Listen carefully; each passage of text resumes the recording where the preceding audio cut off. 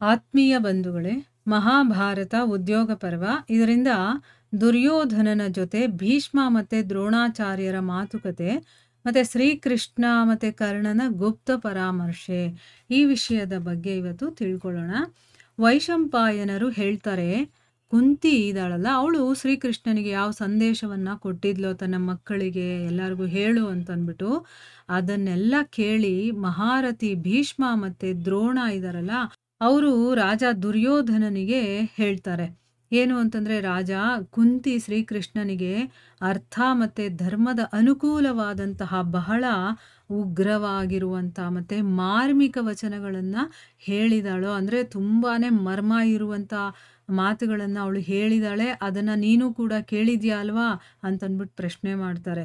ಈಗ ಪಾಂಡವರು ಶ್ರೀಕೃಷ್ಣನ ಸಮ್ಮತಿ ಹೇಗಿದೆಯೋ, ಅವನು ಹೇಗೆ ಇಷ್ಟಪಡ್ತಾನೋ ಹಾಗೆ ಮಾಡ್ತಾರೆ. ಅವರು ಅರ್ಧ ರಾಜ್ಯವನ್ನ ಪಡ್ಕೊಳ್ದೆ ಶಾಂತಿಯಿಂದ ಮಾತ್ರ ಕೂತ್ಕೊಳ್ಳೋದಿಲ್ಲ. ಯಾಕಂದ್ರೆ ಕುಂತಿನೂ ಈಗ ಮಕ್ಕಳಿಗೆ ಅದೇ ವಿಷಯವನ್ನ ಕಳ್ಸಿದಾಳೆ. ಈಗ ನಿಮ್ಮ ರಾಜ್ಯವನ್ನ ಪಡ್ಕೊಳ್ಳೋದು ನಿಮ್ಮ ಜವಾಬ್ದಾರಿ, ನಿಮ್ಮ ಕರ್ತವ್ಯ ಅಂತ ಕಳ್ಸಿದಾಳೆ. ಅದಕ್ಕೋಸ್ಕರನೇ ನೀನು ನಿನ್ನ ತಂದೆ ತಾಯಿ ಮತ್ತು ಹಿತೈಷಿಗಳ ಮಾತನ್ನ ಕೇಳು. ಈಗ ನೀನು ಸಂಧಿ ಮಾಡ್ಕೊಳ್ತೀಯೋ ಅಥವಾ ಯುದ್ಧ ಮಾಡ್ಕೊಳ್ತೀಯೋ ಅದೆಲ್ಲ ನಿನ್ನ ಕೈಯಲ್ಲೇ ಇದೆ ಅಂತಂದ್ಬಿಟ್ಟು ಹೇಳ್ತಾರೆ. ಈಗ ನಿನಗೆ ನಮ್ಮ ಮಾತು ಇಷ್ಟ ಆಗ್ಲಿಲ್ಲ ಅಂತಂದ್ರೆ ರಣಾಂಗಣದಲ್ಲಿ ಭೀಮಸೇನನ ಆ ಭೀಷಣವಾದಂತಹ ಸಿಂಹನಾದ, ಯಾಕಂದ್ರೆ ಅವನ ವಾಯ್ಸ್ ಇರುತ್ತಲ್ಲ, ಆ ಒಂದು ಧ್ವನಿ ಇದೆಯಲ್ಲ, ಅದರಲ್ಲಿ ಹನುಮಂತ ಇರ್ತಾನೆ. ಮತ್ತೆ ಗಾಂಡೀವದ ಟಂಕಾರ ಇದೆಯಲ್ಲ, ಅಂದ್ರೆ ಅರ್ಜುನನ ಗಾಂಡೀವ ಇದೆಯಲ್ಲ, ಅದರ ಒಂದು ಸೌಂಡ್ ಇರುತ್ತಲ್ಲ, ಅದನ್ನ ಕೇಳಿ ಖಂಡಿತವಾಗ್ಲೂ ಕೂಡ ನಿನಗೆ ನೆನಪಿಗೆ ಬರುತ್ತೆ ನಮ್ಮ ಮಾತು. ಈಗ ನಿನಗಿಷ್ಟ ಆಗದೆ ಇರಬಹುದು, ಆಗ ನಿನಗೆ ನೆನಪಿಗೆ ಬರುತ್ತೆ ನಾವೇನು ಹೇಳಿದ್ವೋ ಅದು ಸರಿ ಅನ್ನೋದು ನಿನಗೆ ಅವಾಗ ಗೊತ್ತಾಗುತ್ತೆ ಅಂತ ಹೇಳ್ತಾ ಇದ್ದಾರೆ. ಅಂದ್ರೆ ಈಗ ಕುಂತಿನೂ ತುಂಬಾ ಮನಸ್ಸಿಗೆ ನೋವು ಮಾಡ್ಕೊಂಡಿದ್ದಾಳೆ, ಬೇಜಾರು ಮಾಡ್ಕೊಂಡು ತನ್ನ ಮಕ್ಕಳಿಗೆ ಆಜ್ಞೆಯನ್ನ ಕೊಟ್ಟಿದ್ದಾಳೆ. ಈಗ ನೀವು ಹೇಗಾದ್ರೂ ಮಾಡಿ ನಿಮ್ಮ ರಾಜ್ಯವನ್ನ ಪಡ್ಕೊಳ್ಳಿ ಅಂತಂದ್ಬಿಟ್ಟು ಕೃಷ್ಣ ಕೂಡ ಸಂಧಿ ಮಾಡ್ಕೊಳಕ್ ಬಂದಿದ್ದ. ಆದ್ರೆ ನೀವು ಅವನ ಮಾತು ಕೂಡ ಕೇಳ್ತಾ ಇಲ್ಲ.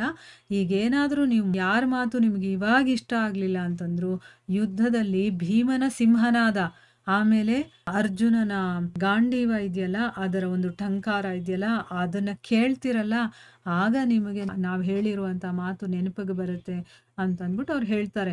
ಇದನ್ನ ಕೇಳಿ ರಾಜ ದುರ್ಯೋಧನ ತುಂಬಾ ಬೇಜಾರು ಮಾಡ್ಕೊಂಡು ದುಃಖ ಪಟ್ಕೊಂಡು ತಲೆಯನ್ನ ಬಗ್ಗಿಸ್ಕೊಳ್ತಾನೆ. ಮತ್ತೆ ಹುಬ್ಬುಗಳಿರುತ್ತಲ್ಲ ಅದನ್ನೆಲ್ಲ ಗಂಟು ತರ ಮಾಡ್ಕೊಂಡು ವಕ್ರ ದೃಷ್ಟಿಯಿಂದ ಅವರನ್ನ ನೋಡೋದಕ್ ಶುರು ಮಾಡ್ತಾನೆ.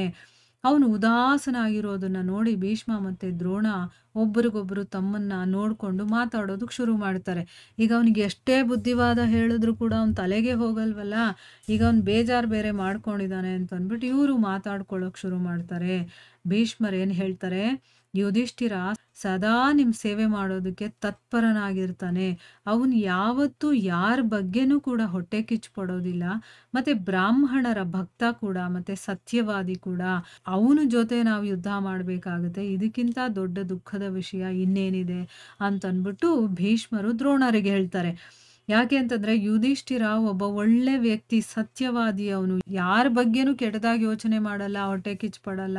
ಅಂತ ಸತ್ಯವಾದಿ ಭಕ್ತನಾಗಿರುವಂತ ಅಂತ ಮನಸ್ಸಿರುವಂತ ಅವನ ಜೊತೆ ನಾವು ಯುದ್ಧ ಮಾಡ್ಬೇಕಾಗುತ್ತಲ್ಲ ಅಂತ ಅಂದ್ಬಿಟ್ಟು ಅವರು ಹೇಳ್ಕೊಳ್ತಾ ಇದ್ದಾರೆ. ಅದಕ್ಕೆ ದ್ರೋಣಾಚಾರ್ಯರು ಹೇಳ್ತಾರೆ, ಪುತ್ರನಾದಂತಹ ಅಶ್ವತ್ಥಾಮನಿಗಿಂತಲೂ ಕೂಡ ನನಗೆ ಅರ್ಜುನನಲ್ಲೇ ಬಹಳ ಪ್ರೀತಿ. ನನ್ನ ಮಗನ್ನೂ ಕೂಡ ನಾನು ಅಷ್ಟು ಇಷ್ಟಪಡೋದಿಲ್ಲ, ಅಷ್ಟು ನಾನು ಅರ್ಜುನನನ್ನ ಪ್ರೀತಿಸ್ತೀನಿ. ಅವನು ಕೂಡ ಬಹಳ ವಿನೀತನಾಗಿದ್ದಾನೆ, ಮತ್ತೆ ನನ್ನನ್ನು ಕೂಡ ಬಹಳ ಗೌರವಿಸ್ತಾನೆ.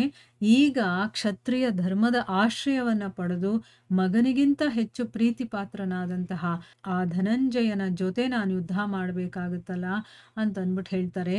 ಈ ಕ್ಷಾತ್ರ ಬುದ್ಧಿಗೆ ಧಿಕ್ಕಾರವಿರ್ಲಿ.